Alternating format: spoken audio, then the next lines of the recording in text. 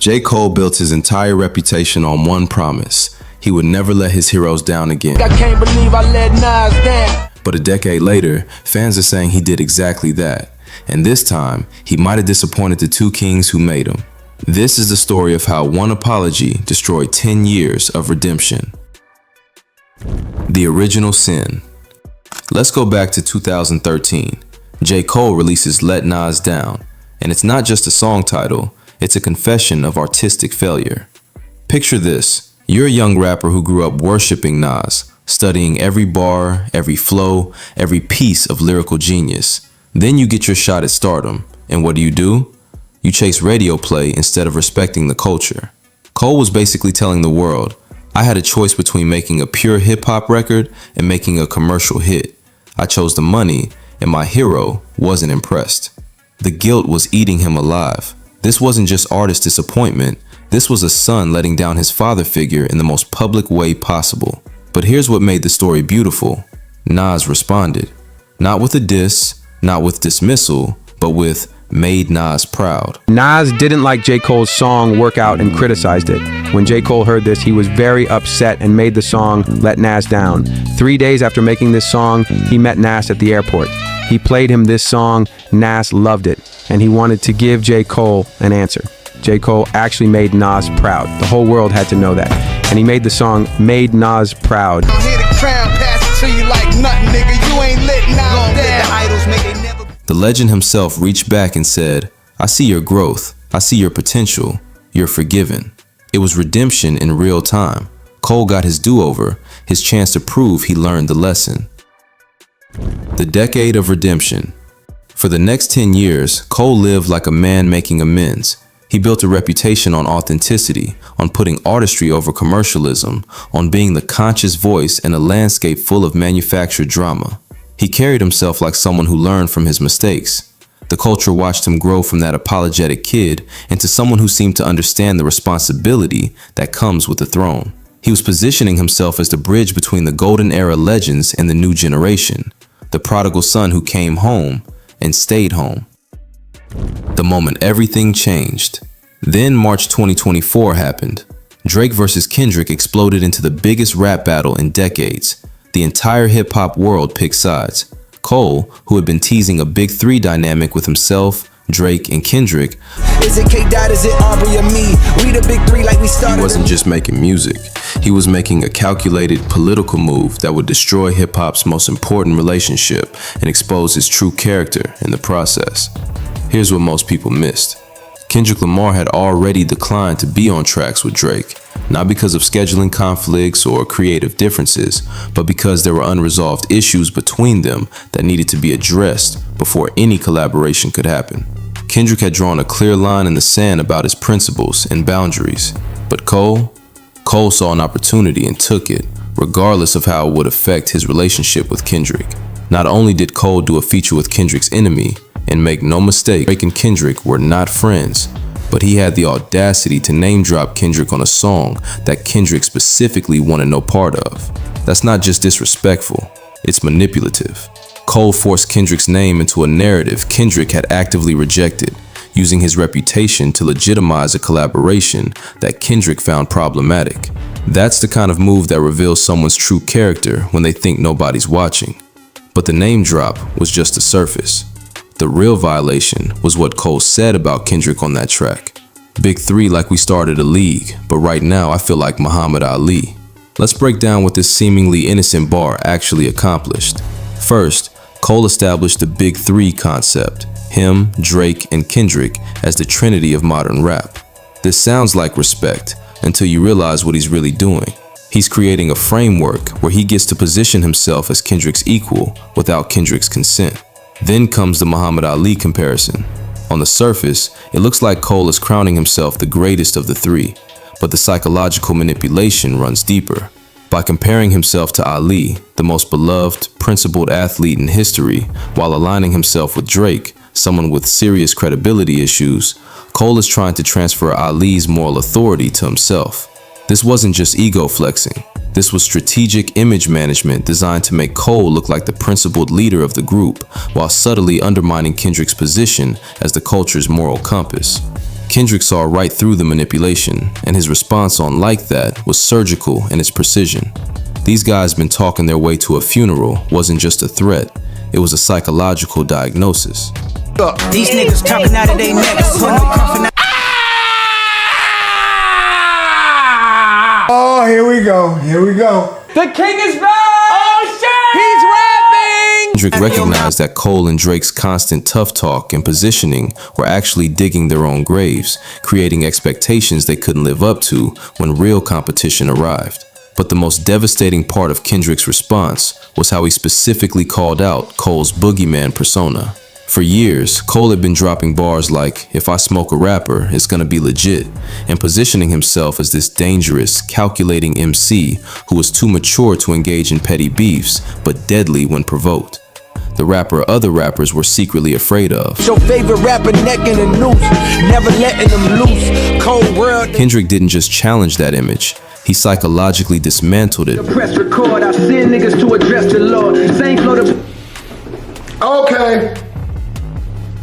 I told niggas in the last reaction that they blocked that people don't be really knowing, low key. Jcole the gun bar king. Niggas, I be telling them, niggas be thinking, well, Jcole is the most introspective. Yeah, all that, but carry 4-5s like 10s for a 20, that's him. So you know, the rest better revect the vest. I'll have you address the Lord, nigga. What? Open him up early with the gun, but y'all gotta listen, listen faster. It's to address the Lord. Same flow to put your neck. It's the same flow that put the rap game on the crutch. The same flow that just undress your heart. But he jiggy rapping. Don't never forget who he signed to. He jiggy rapping. Top down, cash out, money in a thing. What is they talking about, bro? Yeah, they don't be really listening to Jcole. They be thinking, no, he's just the sweetest, softest. That's what, until he get on that mic. Y'all don't know about Jermaine. They don't know about Jermaine. Talk that. Whoa, who gave the world more fire but got less reward? No stress, my only guess is that less is more or less. I'm way too paranoid for threats. Hey, let's get it, bro. Whoa, who threatened Kendrick? Who threatened Kendrick? Ooh, don't pull them coughing out your mouth. I'm way too paranoid for a threat. It's so crazy. That means if you threaten me, it's a rap. Te jodiste. That's Spanish for you yourself. I'm gonna get at you first. I'll end your life just for the threat, just so I don't have to deal with whatever might be coming And in his the future. strategic thinking was actually fear. Kendrick then expanded his critique to expose the entire industry dynamic that Cole was participating in. On tracks like Whacked Out Murals, he put Cole in the same category as people like Aiden Ross and DJ Academics, content creators who pet the owl, support Drake for checks and clout. This comparison was devastating because it reframed Cole's Drake collaboration not as artistic partnership, but as calculated careerism. Kendrick was essentially saying, you're not making music with Drake because you respect him as an artist, you're doing it because it benefits your business. The visual of Cole and Drake kissing and hugging on stage that Kendrick referenced wasn't just about physical affection, it was about the performance of friendship for commercial purposes.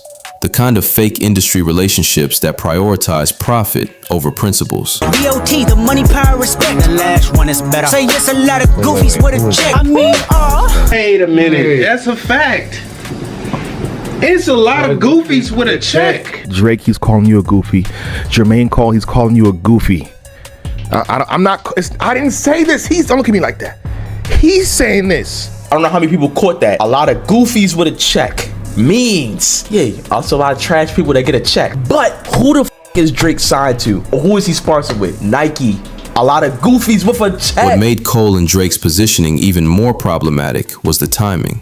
They had been throwing subtle shots at Kendrick's Mr. Morale and the Big Steppers, dismissing it as therapy music, as if Kendrick's vulnerability and introspection were signs of weakness rather than artistic evolution. your last shit was tragic. Your second shit put niggas asleep, but they gassed it. Oh my God. What? Bro, y'all not turning on a Pimp a Butterfly. To Pimp a Butterfly? It's one of the most influential albums of the last 10 years, probably. But Got that shit on my wall. He said Good Kid, Mad City was classic. Mr. Morale and the Big Step is he called tragic. I don't know if it was tragic, bro. It was still cool. I thought that was a good album. The nigga album went #1. Go look at the stats. Third shit was massive. Both Drake and Cole have been positioning themselves as the real rappers, while Kendrick was off doing his conceptual, introspective work. They saw his artistic growth as an opportunity to claim his spot in the hierarchy. But Kendrick's response revealed the fatal flaw in their logic. My temperament is bipolar. I choose violence. I hold them sentiments symbolic. Oh, my temperament bipolar. I choose violence. He said, my temperament is bipolar. I choose violence. And on the last album, he was talking about, he didn't say he chooses peace, but he's talking about therapy. So he goes, my temperament is bipolar. I could switch it up. Like, now I'm choosing violence. Like, I said I'm way too paranoid for a threat, bro. I hope he said I hope the sentiments are symbolic. Like, you don't really feel the hold on. You don't really feel what you're essentially saying, you mistook my artistic maturity for softness. You thought my willingness to explore vulnerability meant I'd forgotten how to be dangerous. You were wrong. The Foundation Challenge. Kendrick's most revolutionary move was taking the battle back to hip-hop's foundational principles.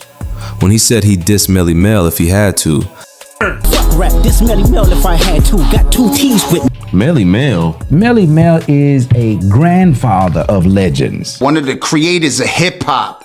Fuck rap. I'll diss that motherfucker. Yep. I will diss him. I don't give a shit. What? I'm snatching chains and burning tattoos. As pioneer of the culture, he was drawing a line that transcended industry politics and personal relationships. This wasn't about careers or commercial success anymore. This was about what hip-hop fundamentally represents: authenticity, competition, and the courage to stand on your words when challenged. The No More Industry Politics declaration was a direct shot at the kind of strategic maneuvering that Cole's first-person shooter verse represented. Kendrick was essentially saying, we're not playing the friendship game anymore. We're not pretending business relationships are genuine bonds. This is about who can really rap and who's just playing the switches metaphor. Up with me, fuck sneak dissing, first person shooter. I hope they came with 3 switches. I crash out like, oh my god, sneak dissing. He said it. Why? Lord, why? Kendrick, don't do it, please. Oh, I don't want to press play. I don't want to press it. I'm scared. No sneak dissing. I'ma tell y'all straight up. I got a problem with you and you. First person shooter, who had that? I only know 2 that made a song called First Person Shooter. And they was playing chess, wasn't they? Clicking up. Oh, that was the collab song. Oh yeah, it's confirmed. That's confirmed. When Kendrick referenced 3 switches, turning guns from safe to fully automatic, he was using weapon imagery to describe his approach to the battle. But the deeper meaning was about removing all restraints, all political calculations, all career considerations. Cole and Drake had been operating with switches on safe mode, taking calculated shots, maintaining plausible deniability, keeping their careers protected while still trying to appear competitive. Kendrick was announcing that he was taking all safety mechanisms off. No more strategic thinking, no more concern for industry relationships, pure, unfiltered competition. The Big 3 rejection. The most personal part of Kendrick's response was his direct rejection of Cole's Big 3 framework. Motherfuck the Big 3. Nigga, it's just Big Me. Nigga. Seriously, Kendrick? Why he say that? Jcole said pretty much, who's the best 3 right now? Is it K-Dot, Aubrey, or me? Big 3 like we started the league, right? Okay, here comes Kendrick. I excluded everybody. F your Big 3. Nigga, it's Big B. I'm better than both of you niggas. Jcole, you not even in the conversation. I ain't gonna lie, but this is like Kendrick though. Kendrick is the type of that Cat Williams. Yeah. It's a Club Shay Cat. This is noble. This is a noble moment. I'm really like that. Though that big three in the trash, it's just big me, wasn't just ego. It was a fundamental rejection of Cole's attempt to create false equivalency. By forcing Kendrick into a big three narrative, Cole was trying to make their relationship about friendly competition between equals. Kendrick's response made it clear that he didn't see Cole as an equal, and more importantly, he didn't want to be associated with the kind of industry politics that the big three concept represented. This was Kendrick rejecting not just Cole's positioning, but the entire framework of modern rap marketing that prioritizes manufactured narratives over genuine competition. The psychological destruction. What made Kendrick's response so devastating wasn't just the bars, it was the psychological insight. He identified exactly what Cole was doing and why it was problematic, then dismantled both the strategy and the man behind it.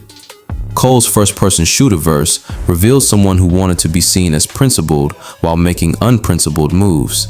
Someone who wanted to appear loyal while betraying a friend's boundaries. Someone who wanted to seem confident while actually operating from insecurity and calculation. Kendrick didn't just attack Cole's rap skills, he attacked his character, his motivations, and his entire approach to navigating the culture. The long-term implications. The first-person shooter situation exposed something crucial about how modern rap operates. Cole's verse represented everything wrong with industry politics. Fake friendships, calculated positioning, using other people's names and reputations without their consent, and prioritizing business relationships over personal principles. Kendrick's response represented a return to hip-hop's foundational values: authenticity over strategy, competition over collaboration, and individual excellence over group marketing. When Cole eventually apologized and removed his response track, it confirmed everything Kendrick had diagnosed. The boogeyman was revealed to be a businessman. The dangerous MC was revealed to be someone who valued comfort over competition. Cole's first-person shooter verse wasn't just a song. It was a character test that he failed spectacularly. And Kendrick's response wasn't just a diss. It was a cultural intervention that reminded hip-hop what it's supposed to be about. The betrayal was complete, but so was the education. Hip-hop learned the difference between someone who talks like a competitor and someone who actually is one. And that lesson came at Jcole's expense. If I smoke a rapper, it's gonna be legit. What do you mean by that? Won't be for clout, it won't be for fame, it won't be cause my shit ain't selling the same. Okay. Won't be to sell you my latest little sneakers, it won't be cause some niggas slid in my lane. Okay. Everything grows, it's destined to change. I love you little niggas, I'm glad that you came. Alright, I'ma fuck with you. Alright, bro. I hope that you scrape every dollar you gain. I hope you know money won't erase the pain. Okay, bye. Hold on. You don't really feel what you're saying. Get it up, it's time for him to prove that he's a problem. It's time for him to prove that he's a problem. Cole caused some strays. Jcole been begging for smoke. Jcole, you did 2 tracks. I didn't hear the part 2 yet, but basically I feel like you was putting out smoke signals, and he answered it. It's time for you to prove that you're a problem. Round 1 is on you. If I smoke a rapper, it's gonna be legit. It's clicking up, but it not be legit. No 40 water, tell him. Yeah. No! They click it up, bro. Who clicking up? Kenny? Yeah. Kendrick, I see that. I see what y'all doing over there. He talking about them. Yo, he gotta be.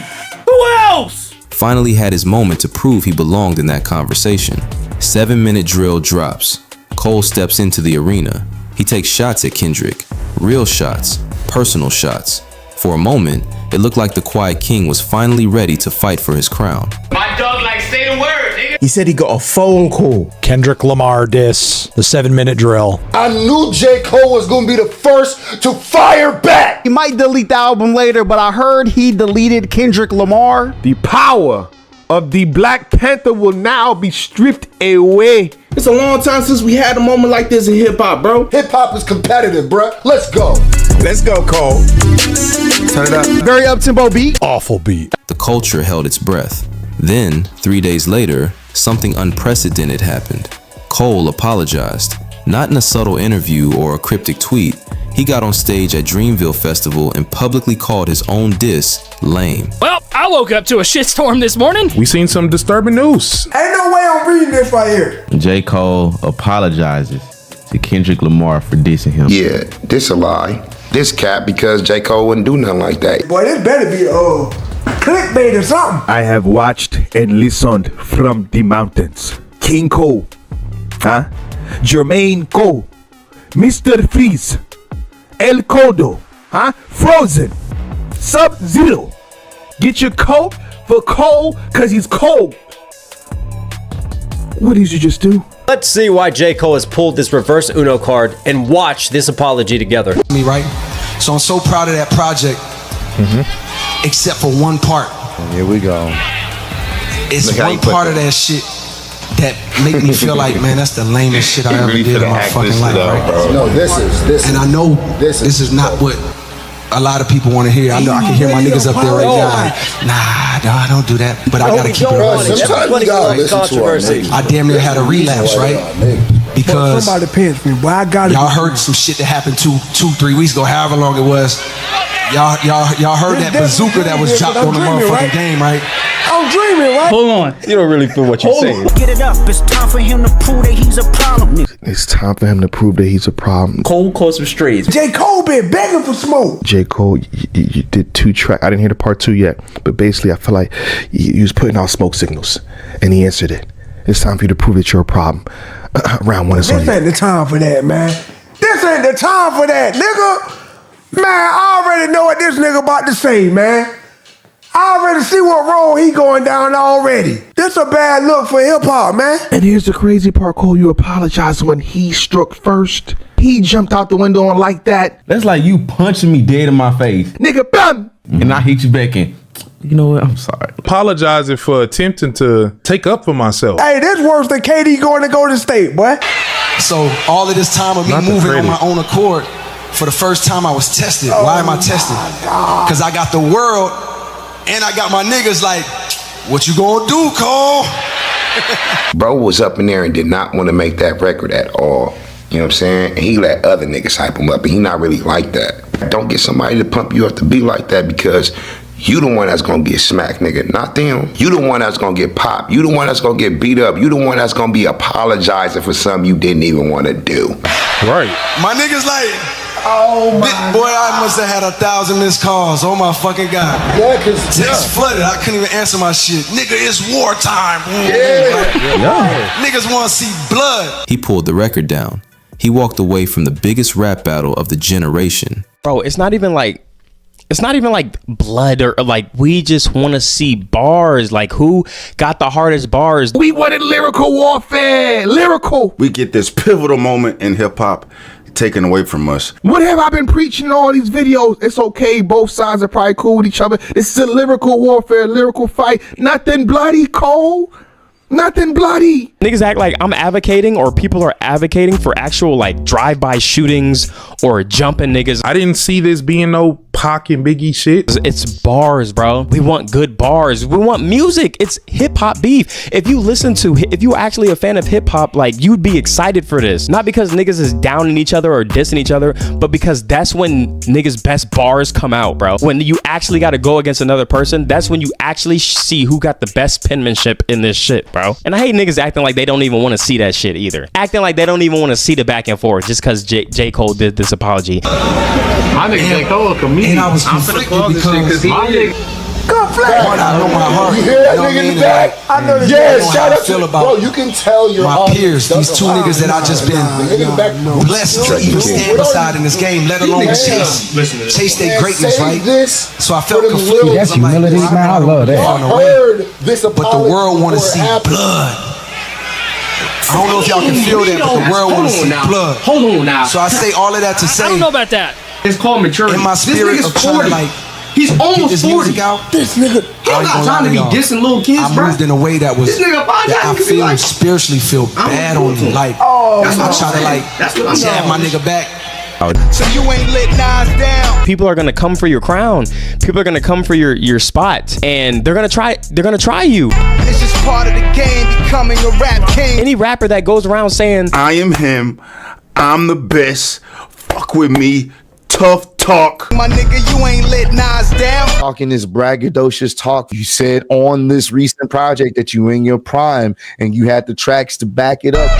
How that sound? A nigga's gonna check you and see if you really are. It's like, imagine all this time Scarface is doing all this shit, sending out these shots, and then Sosa walks up to him and he's like, I'm sorry. It's like, yo, what? He's not even really like, he's not really even about it, bro. Nigga folded. You fuck with me, you fucking with your back. Cold World, stop the negativity. I'm trying to get right with That sound, hit a crown, pass it to you like nothing, nigga. God, positivity only. No, nigga. No, you don't get to use the I'm the greatest, can't nobody touch me, I want smoke, free smoke as the rollout to your project, and then when you get actually challenged in real life, you moonwalk back. You ain't lit now. The idols make they never be your right. Who won that one to you? Nas won. It depends which records we. No, that's crazy. So you telling me that you let Nas down because you made a hit record, but you ain't let Nas down by doing this? Could you imagine if after Ether Nas did this? Could you imagine? It's called Ether and someone for a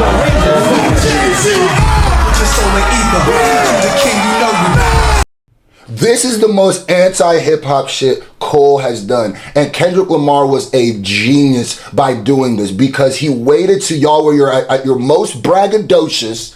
He came through and said, oh, y'all said, y'all, what's up? Punched you in your mouth. And then now y'all, Nah, bro. Now when you rap like that in the future, it's gonna seem awkward. And I try to keep it friendly, but at the end of the day, when I listen to it, That's exactly what you did. Out and I see the talk, that shit don't sit right with my spirit. That shit make me feel. That shit disrupts my fucking peace. Know another person's mental capacity. You know, something about his music is uplifting. He may have felt like this cloud over him putting that type of content out, if that's not no content he's put out in a very long time. He takes it deeper than hip hop. It means something to him. He said, this is not just hip hop. My artistry represents who I am as a person and how I want to be and how I want to show up in the world. And when I do something that I'm not proud of, I have the wherewithal to turn around and say, you know what? I want to take that back because I don't like the way I handled that. Man, so what I want to say right here tonight, even your crowd doing that and that shit against you, trying to find a little angle and downplay this nigga's fucking catalog and his greatness. I want to say right now tonight, how many people think Kendrick Lamar is one of the greatest motherfuckers to ever touch a fucking microphone? Oh my gosh, man. You had to hear Kendrick verse. You had to. You had to hear the nigga verse. Kendrick must have went crazy on you. You up here apologizing at Dreamville? How can you? Dreamville, y'all love Kendrick Lamar, correct? He likes Kendrick Lamar. As do I. Thank you. So I just want to come up here and be like, as do I. Publicly be like, bruh, that was the lamest, like goofiest shit. And I say all that to say, it made me feel like 10 years ago when I was moving incorrectly. And I pray that God align me back up on my purpose and on my path. You know what I mean? I pray that my nigga really didn't feel no way. And if he did, my nigga, I got my chin out. Take your best shot. I'm gonna take that shit on the chin, boy. Do what you do. Fuck apologies. I wanna see y'all geeked up. Don't acknowledge me, then maybe we can fast. Yo, this beat is nasty. Take it to the internet and I'ma take it there. You took it to the internet though. Now I gotta take it there. You try to make me look bad, I'm gonna make you look worse. I'm gonna make you look down bad. Bitch. You know what I mean? Like, I mean, I can respect the hell out of it. And I pray that, y'all are like, forgive a nigga for like the misstep, and then I can get back to my true path. Cause I ain't gonna lie to y'all. The past 2 days felt terrible. He's totally thrown that in. It let me know how good I've been sleeping for the past 10 years. He's calling it a misstep. Like, so all of that to say, man, he's taking a bye week. I want to now perform a song that's a reminder to me of getting back on the right path and getting into it with God. Don't be a diss type of nigga. Really frustrating to me, and it's like makes me go like, ew. It's the fans like really justifying it, knowing that if it was any other artist, they'd be on his ass, bro. But because it's Jcole, everybody else needs to now grow up. I'm sorry, but I'm gonna call absolute bullshit on that. Just take a second to look at the comments. Y'all don't know Cole if you don't understand this. He's been about spreading love and faith, not beefing with niggas. If that was the absolute truth, he would have never dropped this project and that diss track. You recorded the diss track, got it mixed and mastered, listened to it 1,000,000 times. You put it out on your album. It gotta get cleared by so many people, heard by so many people. You still put it out Let a couple days go by. For the main event, y'all impatiently waiting. Let niggas talk. What's the results? Not positive. Now you apologizing.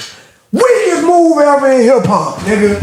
Weakest move ever. Cole. Like, it would be different if Kendrick said what he said and Cole just apologized and was like, I apologize for whatever you feel like I did to you, but I'm not gonna do the back and forth. I'm just not gonna do that. I don't wanna lose sleep over this or have to go back and forth or anything like that. I'm wondering if they had that same energy when Cole initially dropped the diss track.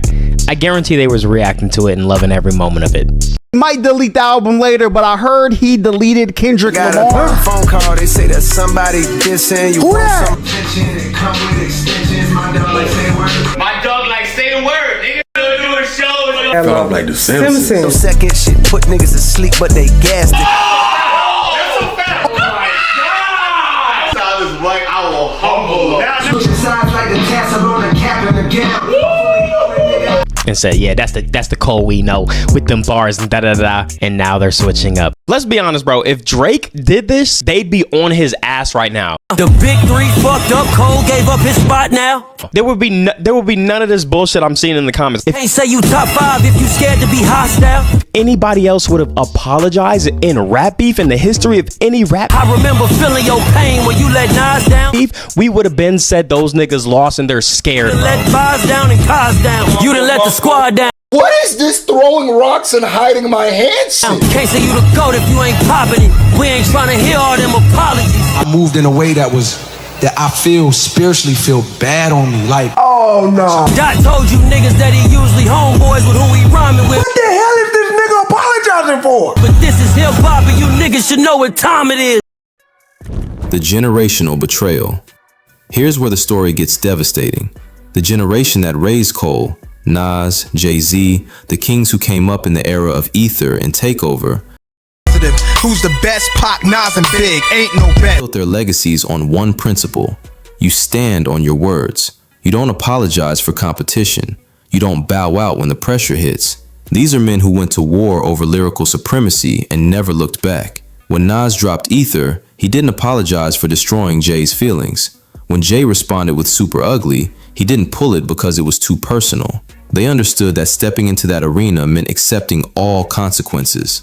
But Cole did the one thing that's unforgivable to that generation. He showed fear. He revealed that when push came to shove, he valued comfort over competition, peace over proving himself. The kings choose sides. And here's the part that has to hurt the most. While Cole was apologizing his way out of relevance, watch who the legends started celebrating. Nas publicly praising Kendrick as one of the guiding lights of modern hip-hop. Dead ass. Yeah. But he did call Kendrick the North Star. I'm trying to look for that article because, matter of fact, I'm gonna pull that up. We could do that right now. Shout out Nas. That dude was like, as he gets older, he keep doing. He realize he was always different, but he's like becoming even more different. Yeah, you know what I mean? It's like Nas calls Kendrick Lamar hip hop's North Star. Salute to Kendrick. That's what Kendrick said. Nas was the only one that congratulated him when he won the Super Bowl, which is sad. Like I for Nas doing it, but where the rest of the culture at? He was hating, talking about should have been one. Jay-Z calling Kendrick a once-in-a-generation artist and putting him on the biggest stages in the world. The same kings Cole grew up worshiping are out here crowning his peer and rival. They're watching Kendrick embody everything they taught the game about fearlessness, about artistic integrity, about never backing down from a worthy opponent. Think about the psychological impact of that. Your heroes, the men whose approval you spent your entire career chasing, are publicly endorsing the guy you were too scared to battle. That's not just professional disappointment, that's personal devastation. The defiant response. Then Cole drops Disc 2, Track 2.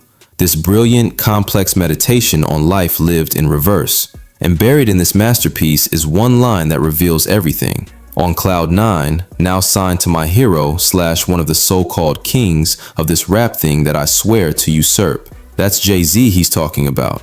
His hero, his mentor, his label boss. But notice the language. So-called kings. Not kings, so-called kings. It's respect wrapped in rebellion. It's gratitude laced with resentment. I now signed to my hero, one of the so-called kings of this rap thing that I swear to usurp.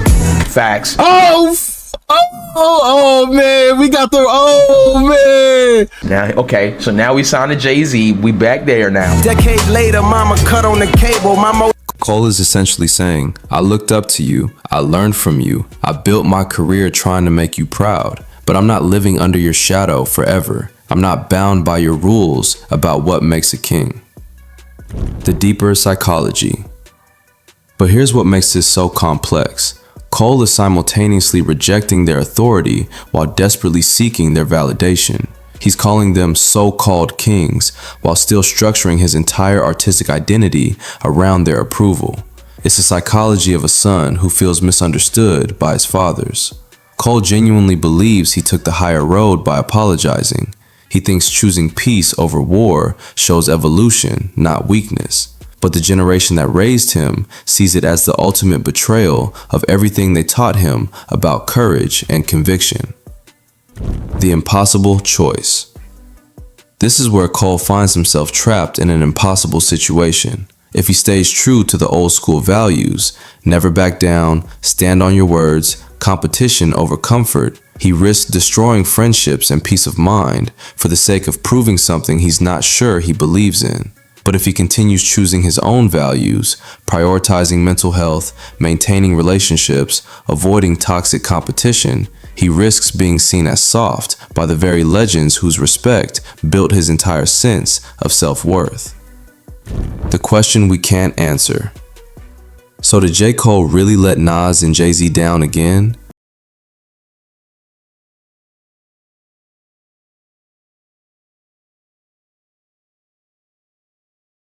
Or did he do something even more radical? Did he finally stop living for their approval?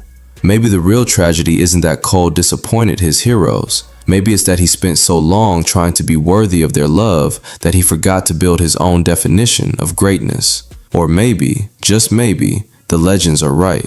Maybe some things are worth fighting for, even when fighting is uncomfortable. Maybe some moments demand that you prove who you are, regardless of the cost. The legacy question.